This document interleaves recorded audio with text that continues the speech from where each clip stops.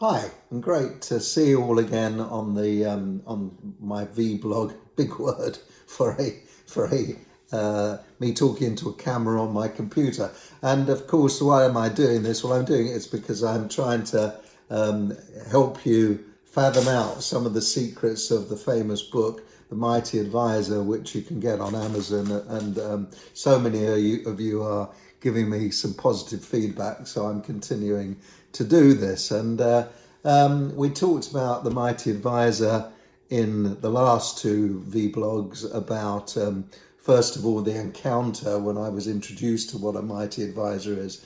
And then on the second one, we started to talk a little bit more about what it is to be a mighty advisor, and some of the characters in history, in particular Father Joseph, who was the original Eminence Grise, who was discussed in an interesting book by Aldous Huxley, the guy who wrote The Brave New World. And, Aldous Huxley was very interested in the esoteric and mysteries and how things really operate. And it's, for me, it's very incredible, really, that Aldous Huxley should write a book on the Eminence Grise, a very unusual figure in history and an unusual man to present it. And I mean, today I really wanted to cover some of the characteristics of the Mighty Advisor. One particular one is this characteristic that they are a polymath. What is it, and what is a polymath? Well, there is a lot of literature, and there's been a lot of discussion about polymaths. These are people who are good at more than one thing. They're what I call transversal people.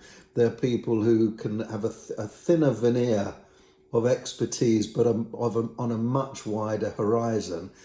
Some of the people call these people who have got very large T's. The T, their transversal ability is very broad. Their detailed ability is less.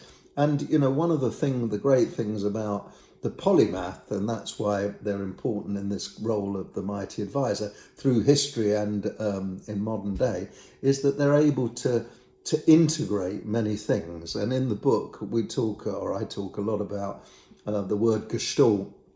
So the word gestalt comes from psychotherapy, and it's really being able to see the whole. And one of the interesting things, during my career, is that people told me to break the elephant into pieces. In other words, when you problem solve, can you break the pieces into all the elements, and then it's much easier. And of course, that's a great theory, but as soon as you put them all back together again, mess arrives. And you saw this in many ways when there was a lot of work on Brexit, where things were being dealt with and everything was fine when they were being dealt with. Put it all together and it was a nightmare.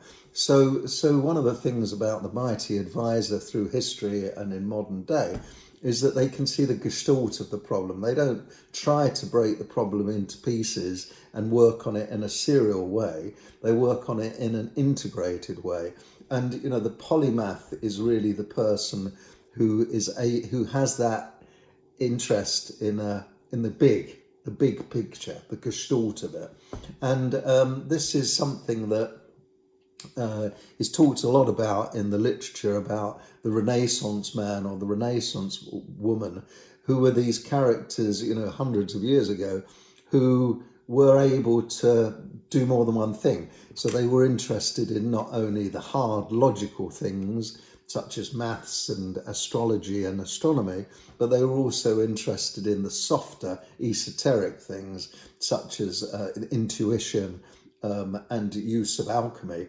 And this broader perspective of the Renaissance man really is the key to non-silo thinking.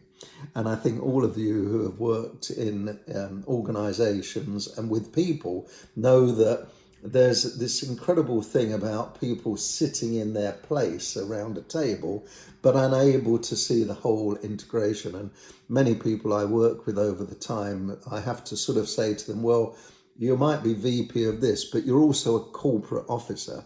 You have the responsibility for the greater as well as the individual. And it's very hard often for people to see this. And the polymath who, as we would be threading through the whole of the book, who's not cluttered by the responsibility. The mighty advisor can see that whole and is responsible for the whole, not the individual. And that is incredibly important in helping a system develop and build towards an emerging future. So I hope this is another thread that you'll be interested in.